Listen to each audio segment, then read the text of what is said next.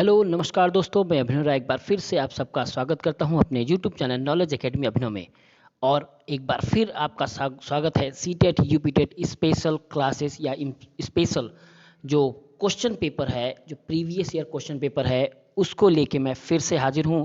और याद रखिए, बहुत ही महत्वपूर्ण क्वेश्चन है और अगर आप तैयारी कर रहे हैं तो ज़रूर से लगाइए, क्योंकि पैडागोजी और सीडीपी मोस्ट इम्पॉर्टेंट है सीटेट के लिए।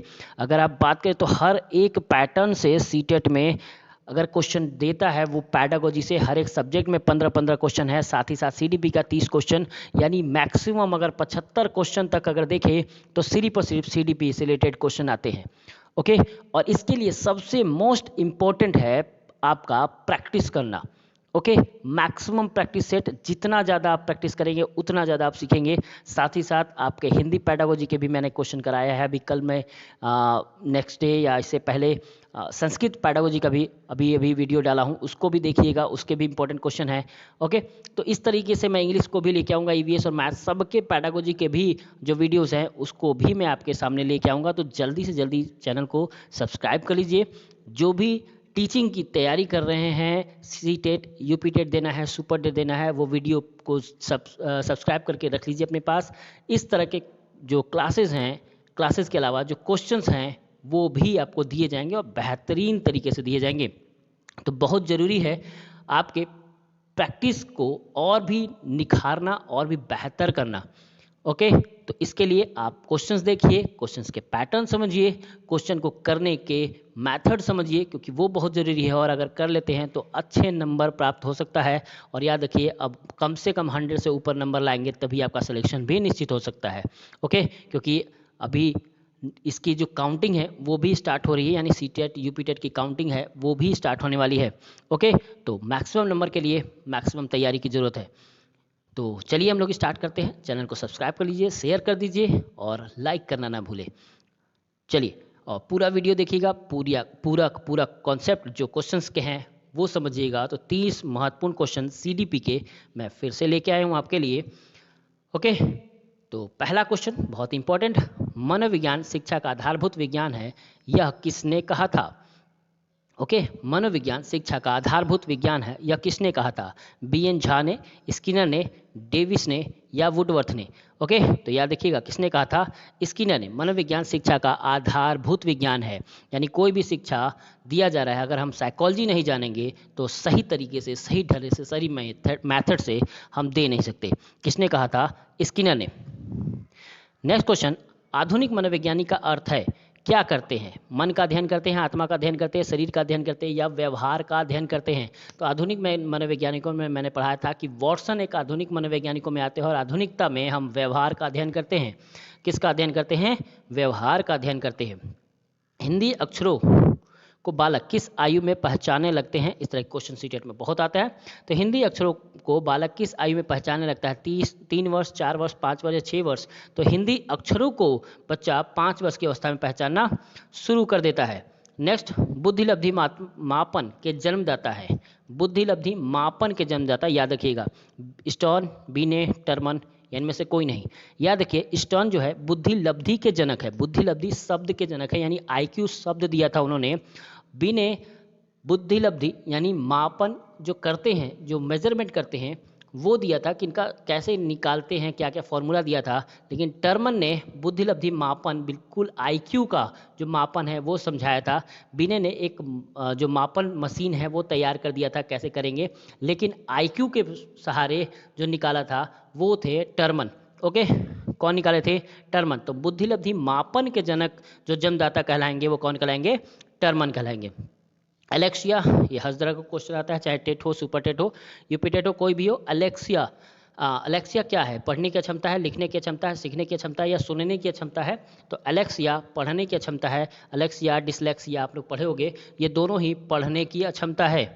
ओके, नेक्स्ट, शिक्षा मनोविज्ञान की उत्पत्ति का वर्ष कौन सा माना जाता है? किस समय शिक्षा मनोविज्ञान की उत्पत्ति हुई थी? तो वह 19वीं शताब्दी यानी 1900 के आसपास शिक्षा मनोविज्ञान की उत्पत्ति बहुत ही तेज़ी से, बहुत ज़्यादा डेवलपता के साथ, है ना, विकासात्मक वृद्धि के साथ होना शुरू हो गया था। यहीं से प्रयोगशालाओं की वृद्धि होनी शुरू हो गई थी। नेक्स्ट महत्वपूर्ण क्वेश्चन, पियाजे के औपचारिक संक्रियात्मक अवस्था किस आयु अवधि तक मानी जाती है? औपचारिक संक्रियात्मक अवस्था की बात कर रहा है 0 से 2 वर्ष, 2 से 7 वर्ष, 7 से 11 वर्ष या 11 से 15 वर्ष। ठीक, औपचारिक संक्रियात्मक अवस्था जो सबसे आखिरी अवस्था होती है उसकी बात कर रहा है तो 11 से 15 वर्ष, जिसे अमूर्त चिंतन करने की अवस्था भी कहते हैं। नेक्स्ट, जड़ बुद्धि वाले बालक की बुद्धि लब्धि कितनी होती है? जड़ बुद्धि यानी सबसे नीचे वाली बुद्धि जो इडियट इंटेलिजेंसी कहते हैं उसकी बात कर रहा है, जड़ बुद्धि की बात कर रहा है। तो सबसे कम इसमें कौन सा है? तो 20 से कम। याद रखिएगा, सबसे कम जो होते हैं वो जड़ बुद्धि होता है। 81 से 90 मंद बुद्धि होता है। 90 से 110 जो होता है वो सामान्य बुद्धि होता है। यहाँ पे थोड़ा सा मिसप्रिंट है, 90 से 110 जो होता है वो सामान्य बुद्धि के लिए होता है। 70 से 81 जो होता है 80, वो वाला पैटर्न जो होता है वो मंद बुद्धि का होता है। ठीक है, 71 से 80 जो होता है सीमांत मंद बुद्धि के लिए होता है, और 20 से 60 हीन बुद्धि के लिए होता है। ओके, और 20 से कम जो होता है वो जड़ बुद्धि का होता है। डन। नेक्स्ट, गर्भ में बालक को विकसित होने में कितने दिन लग जाते हैं? ठीक, कितने दिन? तो आपने देखा होगा 9 महीने 10 दिन का टोटल कार्यक्रम होता है, यानी 9 महीने 10 दिन यानी कितना दिन? 280 दिन। ओके। नेक्स्ट, नवजात शिशु का भार कितना होता है? सबको पता होगा, एक एवरेज भार निकाला गया है। एवरेज भार तो होता है 7 पाउंड। कितना होना चाहिए? 7 पाउंड होना चाहिए। किस मनोवैज्ञानिकों ने अपने 3 वर्षीय पुत्र का अध्ययन किया था? वो थे पैस्टोलॉजी। हालांकि वॉटसन ने भी अपने 5 पुत्र का पे अध्ययन किया था, और फ्राइड ने भी अपने बच्चों पे अध्ययन किया था। तो मैक्सिमम लोग अपने बच्चों पे अध्ययन किए हैं। तो पैस्टोलॉजी अपने 3 वर्षीय बच्चे पे अध्ययन किया। निम्न में से विकास की अवस्था है कौन सा?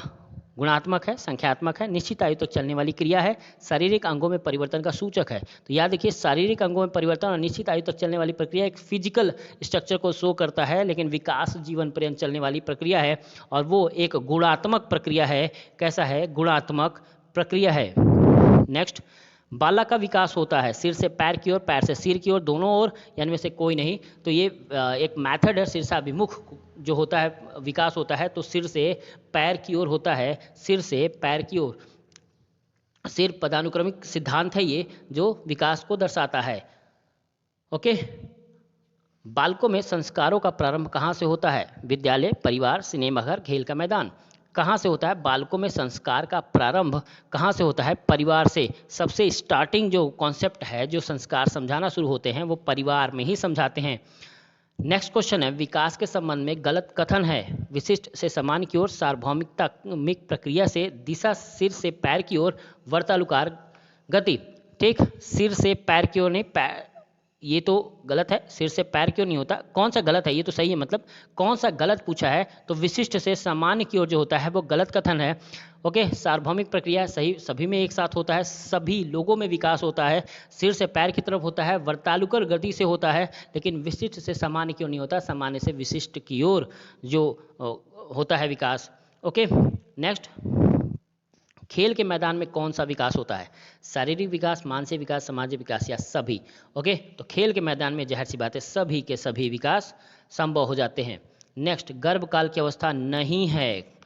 शैशवावस्था, डिंबावस्था, बीजकरण अवस्था, भ्रूणावस्था। तो याद रखिए, डिंबावस्था, बीजावस्था, भ्रूणावस्था, ये तीनों की तीनों गर्भकाल की अवस्था है। शैशवावस्था गर्भकाल की अवस्था नहीं है, ये जन्म के बाद की अवस्था है। ओके। नेक्स्ट, गर्भ में संतान सर्वाधिक प्रभावित होता है माँ के पोषण से, माँ के टीवी देखने से, आस पड़ोस से, या पूर्वजों से? तो याद रखिए, सबसे ज़्यादा प्रभावित होता है माँ के पोषण से। पोषण सही मिलेगा तो बालक सही होगा।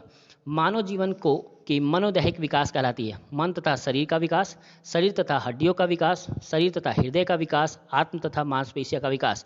मनोदैहिक विकास सिगमंड फ्रायड का विकास है, और ये बताते हैं कि मन तथा शरीर के विकास को ही मनोदैहिक विकास कहते हैं।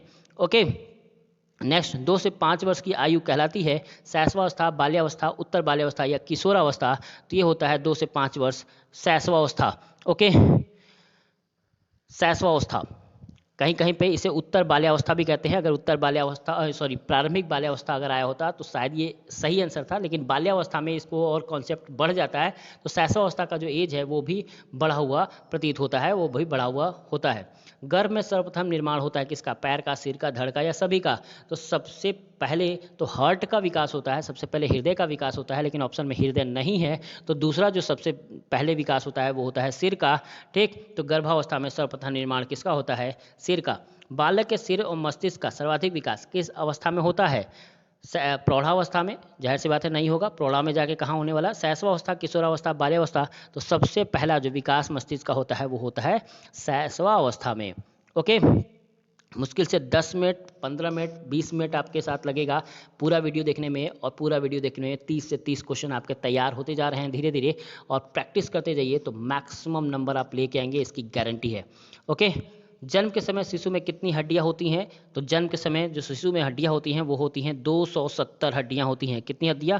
270 हड्डियां होती हैं। बीजावस्था कहा गया है 0 से 2 सप्ताह, यानी बीजावस्था शुरुआती अवस्था होती है, गर्भाकाल की अवस्था होती है, तो 0 से 2 सप्ताह के लिए होती है, 2 से 8 सप्ताह के लिए होती है, 8 से 16 सप्ताह के लिए होती है, जन्मजात होता है। तो बीजावस्था 0 से 2 सप्ताह के लिए होता है, शुरुआती अवस्था है ये।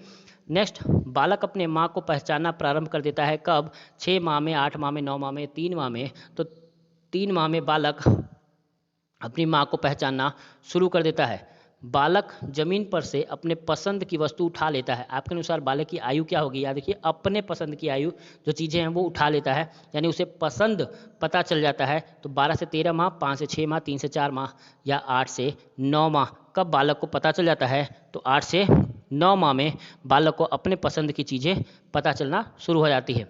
नेक्स्ट, बालक के जन्म के समय शिशु के मस्तिष्क का भार कितना होता है? आई थिंक सबको पता होगा, 350 ग्राम मस्तिष्क का भार होता है।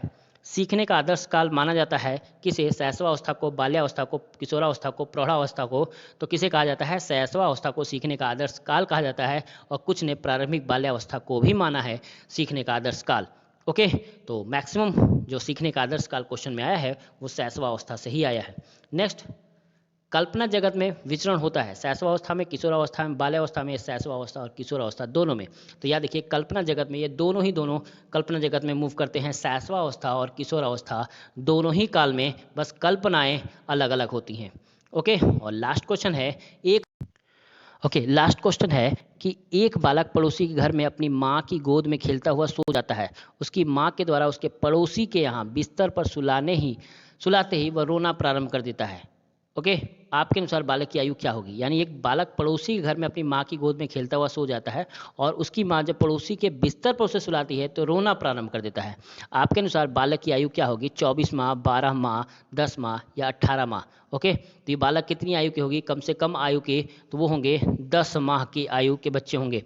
ओके, तो आज के लिए इतना ही। Thank you. और अगर आपको अच्छा लगा, वीडियो पसंद आया, क्वेश्चन अच्छे लगे, तो एक लाइक जरूर कर दीजिएगा। कमेंट करके भी आप प्रोत्साहित कर सकते हैं। आपको पता ही है शिक्षण के लिए मोटिवेशन कितना इंपॉर्टेंट रोल प्ले करता है। ओके, तो आज के लिए इतना ही। धन्यवाद, नमस्कार।